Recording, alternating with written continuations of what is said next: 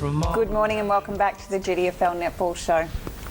Going to have a look at today's games for round 5. The first one, Belpost Hill versus Inverleigh. Amanda, Belpost Hill up at home again. We are at home again this week, Yeah. so hopefully it won't be as cold as what it was last Saturday. But I don't like our chances looking outside this morning. That's right. And Inverleigh, like I know that we've sort of talked that last year they were just on the outskirts of the 5. Probably the draw was the biggest thing against them last year. Probably haven't had the greatest start to their year. No, and I've sort of been watching Inverleigh a little bit because, like we said last year, we thought they were the significant improvers and were really unlucky in missing out on the finals. And I think we sort of all really have been expecting big things, and it looks like they've been just trying to get that goaling combination right at this stage. They've strengthened Sarah Garner. She played with Belpost Hill. She's moved across to Inverleigh, so they've strengthened their centre court. You know, Sarah's a gutsy little player. And they look like they've sort of been trying to work out between Lisa Baker, Kelsey White and Jess Lee around which is the best goaling combination. So it'll be interesting to see how they go on Saturday. I'm looking forward to having a look. Yeah, absolutely. And Donnie, your thoughts? Belpost Hill. Yeah, look, I think Kim, 53 goals. Start taking the bets on the goaling here. Look, I think Belpost Hill, you're top of the ladder at the moment. I know, it's great. It is great, and I think that you're going to be staying there for a little bit longer. It'll be, I think that you're deserving it at the moment as well. Next game we'll have a look at East Geelong versus Thompson. And I know that we said a goodie. Yeah, look, East Geelong, I think it will be dependent if Nick's back as well. That definitely makes a difference down there. And Thompson still scored the 28 goals or whatever it was against Winch. So, So looking at East Geelong on the weekend, it looked like there was a lot of B grade players from last year that had stepped up into their A grade side. Okay. Is that because they lost players, Amanda, or is that?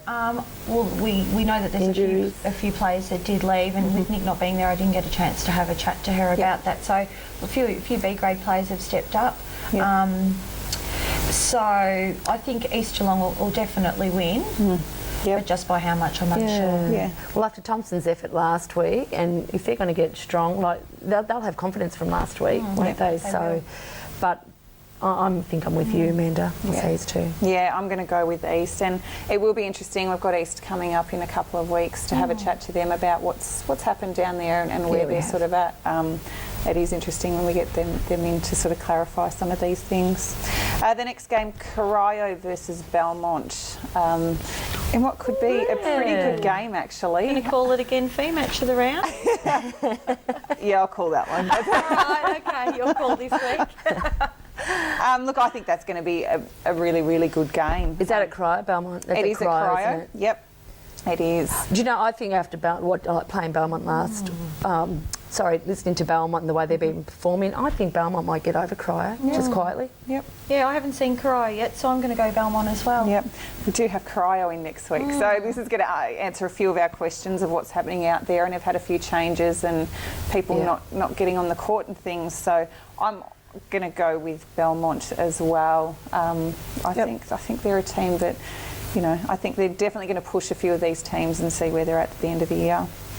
The next game, Geelong West versus Werribee.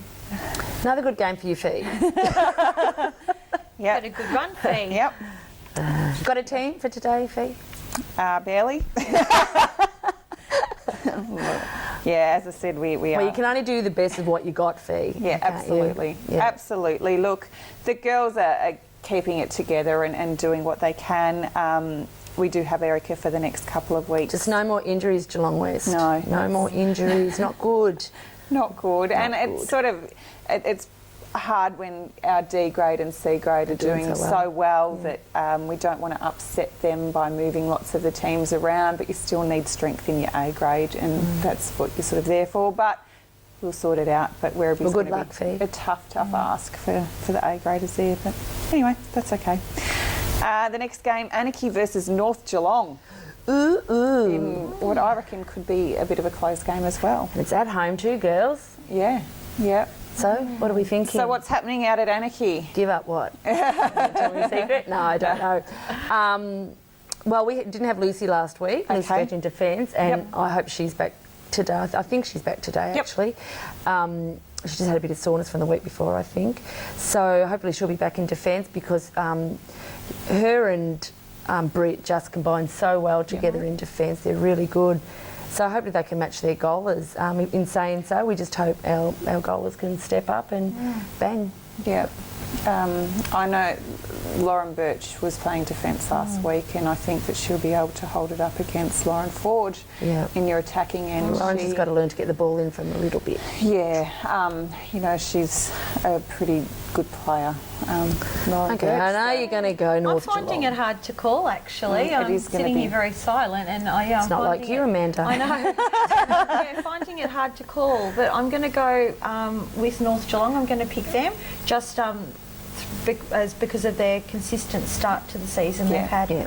Look, we've played both teams. West have played both teams. North Geelong have had a consistent start. They've got a few older heads in their team that can sort of hold it together, and I'm going to go with North as well.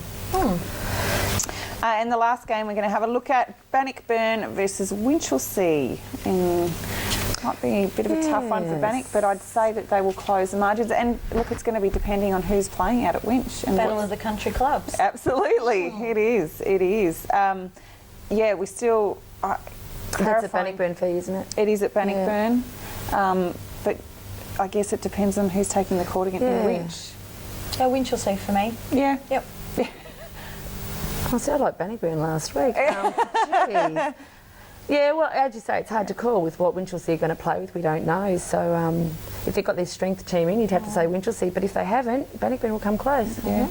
Look, I'm agreeing. I will pick Winch. I think they're a team, once we've got all of their strength there, you know, they will be the team. And just around players being available and who's playing for Winch, you know, with the qualifications and what players need to do to qualify for games or to be stuck up that extra level. I mean, that's something, if this, you know, goes on for a few more weeks with Winchelsea, that they'll have to be, you know, be very careful of. Yeah. You know, that, you know, potentially Eliza Matheson, who has been a consistent and, you know, a dominant player in that B-grade competition, could potentially be stuck up in that A-grade side. Absolutely. So, Yeah, that's something you have to It will judge, be don't interesting you? to keep an eye on in the next few weeks, but we'll see how we go. Lovely. Thanks so much, girls, for being Thanks, here Fee. this morning. Thanks, Amanda. And good luck, everybody, today with your games. And it's over to Dick and the boys on the Footy Show.